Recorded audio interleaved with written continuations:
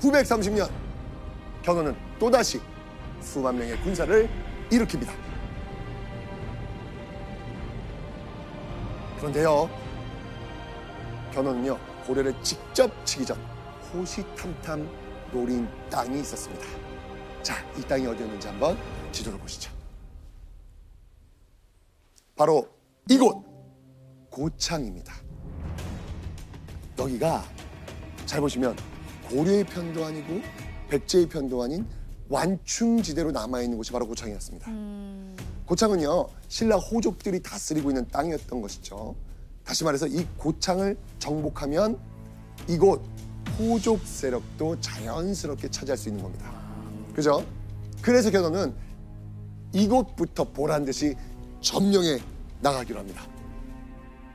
견훤의 진격 소식을 들은 왕건, 견훤과의 정면 승부를 위해 수만 명의 군사를 이끌고 고창에 진영을 펼칩니다. 자, 그렇게 930년 1월 견훤과 왕건은 다시 한번 자웅을 겨루게 됩니다. 견훤은요 군사들을 이끌고 전장을 누비며 싸웠습니다. 고려군을 상대로 한치의 물러남 없이 피 터지는 전쟁을 계속해서 벌였습니다. 자, 이번 고창 전투의 승리는 누구였을까요? 아 근데 지금 견훤 나이가 와 아까만 해도 61세였는데 지금은 와 이제는 60대 중반일 수도 있잖아요. 아니 그래도 이제 이 경험치는 무시할 수 없으니까. 기세 때문에. 기세도 있고 지금 병사들이 지금 사기가 엄청 올라와 있으니까 지금은 다 이길 것 같아요. 자, 이 치열한 고창 전투의 결과를 기록을 한번 확인해 보겠습니다.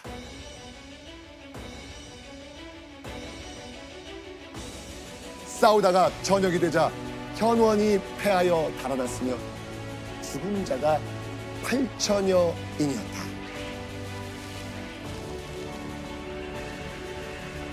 예상과 달리 고창 전투의 결과는 견훤의 참혹한 대패로 끝났습니다.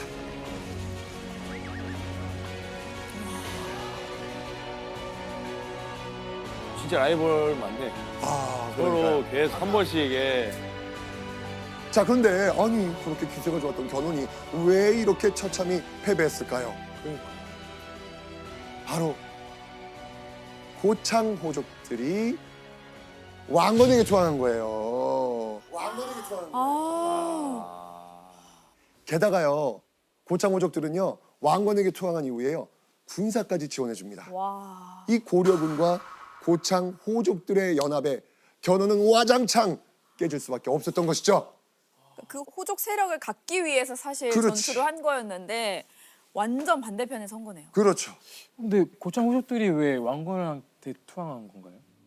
고창의 호족들은요 견훤에게 강한 적개심을 품고 있었거든요. 바로 과거 견훤이 저질렀던 만행 때문이었습니다.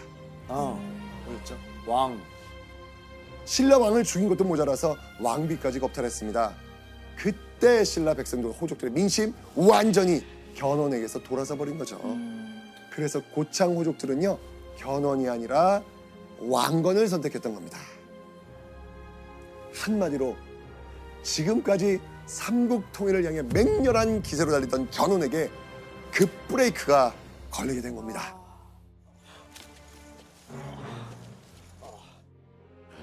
내 꼴이 너무 우습게 되었다. 정말 우습게 됐어.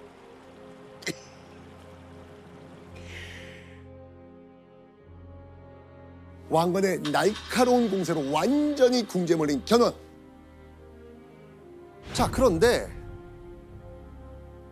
견훤은요 전세를 뒤집기 위해 그동안 줄곧 미뤄두었던 중요한 결정을 내리기로 합니다. 견훤은요 후백제 조정을 떠들썩하게 만들 공표를 합니다. 금강은 몸이 크고 지략이 많았다. 견훤이 특별히 그를 총애하여 그에게 왕위를 전해주려고 하였다. 아들 금강을 자신의 후계자로 삼겠다고 공표한 겁니다. 금강을 후백제의 다음 왕으로 삼겠다고 한 거죠. 금강은요, 풍채도 좋은데다 타고난 머리까지 좋았습니다. 견훤의 기백을 쏙 빼닮은 아들이었던 것이죠. 그런데 견훤은 왜 갑자기 다급히 후계장을 정한 걸까요? 그 신라에서 엄청 진짜 돌이킬 수 없는 그 만행을 저질렀잖아요. 그 마음을 돌릴 수 없으니까 아들이 맡아서 이렇게 하면 친신라 정책을 할 수도 있는 약간 그런 정치를 할 수 있지 않을까요? 그런 건 없을까? 맞다. 용신 굉장히 정치적이야. 맞아. 그냥 감각이 뭐 있어. 이런 인간관계로 봤을 때. 그러니까요. 네. 예. 그리고 고창 전투 당시 견훤의 나이가 64세예요. 어. 왕건은 견훤보다 10살 어리잖아요. 네. 그죠? 견훤은요, 젊고 뛰어난 아들을 후계자로 세워서 왕건을 꺾어야겠다라고 판단한 겁니다. 아들을 통해서 구겨진 자존심을 회복한 건 물론이고요. 기울어가고 있는 이 후백제를 다시 일으킬 그런 계획을 했던 것이죠. 그런데 935년 3월 그런 견훤의 꿈이 물거품이 되어버립니다. 견훤이 금강을 후계자로 삼을 수 없게 돼버린 거예요. 금강이 왜 그러지? 자, 대체 견훤에게 무슨 일이 벌어졌을까요? 여기서 문제. 견훤의 아들 금강이 왕이 되지 못한 이유는 무엇일까요? 뭐 아버지랑 같은 이유일 것 같아요. 그 왕건 쪽으로 아들도. 아들까지? 그래서 피를 한 번 더 썼습니다. 이러면서 아들까지? 너무하죠. 너무하죠. 예. 오다. 예. 비슷한가요? 전혀. 어. 자, 역사는 이렇게 반복됩니다. 네. 예, 이런 비슷한 사례가 이미 우리 아 배웠어요. 왕세자 예전에 뭐 항상 했던 그런 이야기인가요? 저 힌트 좀 드린다면 금강은 서열이 낮습니다. 정답. 아, 네, 첫째 아들이 반란을 일으킵니다. 정답. 네, 당연히 첫째인 줄 알았지. 네, 저는 완전 당연히 첫째인 줄 알았죠. 첫째인 줄 알고 밑에 친구들 얘기하려고 그러니까. 하는데 아 첫째가 아니까 문제가 생기지. 그러니까 예, 여기도 참 게 역사에서 이렇게 반복돼요. 100년 전인데도 어떻게 그러니까요. 똑같아요, 그죠? 맞습니다. 바로 견훤의 맏아들인 신검이 반란을 일으킨 거예요. 사실 견훤이 택한 아들 금강은요, 견훤의 넷째 아들이었습니다. 게다가 신검이 금강을 더 인정하지 못한 이유가 있었어요. 혹시 신검은 어머니가 다른 거 아니에요? 맞아요. 맞습니다. 출신이네요. 똑같아. 네. 금강은요, 위의 영들과 배다른 형제였기 때문입니다. 아이고야. 이렇게 아이고야. 나 신검이는 이 나라의 태자족 마지로서 오늘의 혁명에 앞장섰노라. 이 나라를 구하고 황실을 구하고 백성을 구하기 위함이다.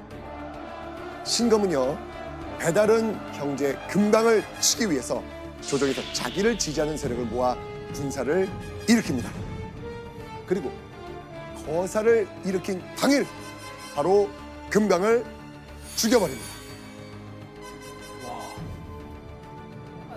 이제는 뭐 오히려 뭐 통일이고 뭐고. 야, 집안 싸움이 집안 싸움이 그렇죠. 심하니 뭐 이제. 그렇죠. 그런데요, 여기는 조선의 역사보다 더 충격적인 사실이 담겨져 있습니다. 더 충격적이에요.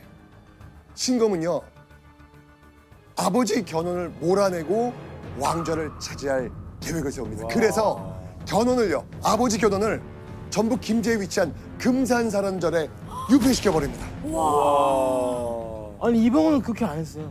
너무 심하네요.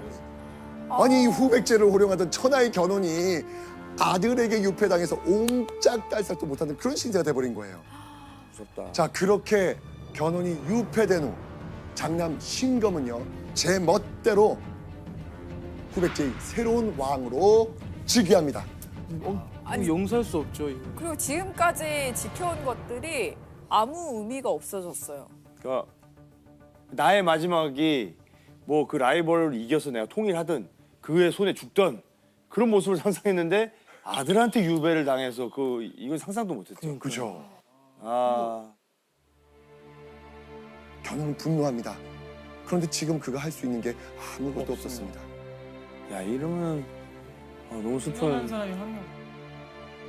자, 그런데 신검의 반란이 일어나고 3개월 뒤인 935년 6월, 금산사 산길을 헐레벌떡 다급히 뛰어내려가는 이들이 있었습니다. 그들은 무언가에 쫓기듯 창백한 얼굴이었죠. 이들은 바로 견훤과 그와 함께 갇혀있던 하인들이었습니다.